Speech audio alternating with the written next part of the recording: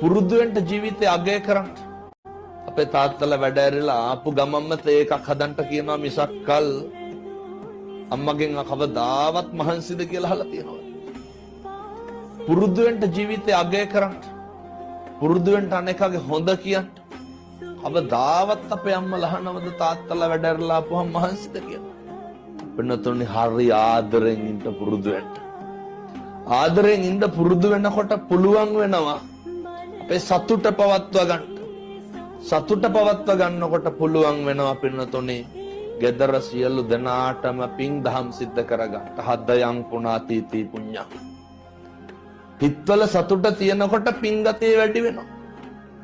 ඒ නිසා හරි කරුණාවෙන් දේශනා කරන මේ ධර්ම දේශනා නිරන්තරයෙන් ශ්‍රවණය කරන ගමන් අහලා සාදු කියනවට වඩා වටිනවා පින්නතුනි අහලා ඒ විදිහට දැන අඳුනගෙන ජීවත් වෙන එක.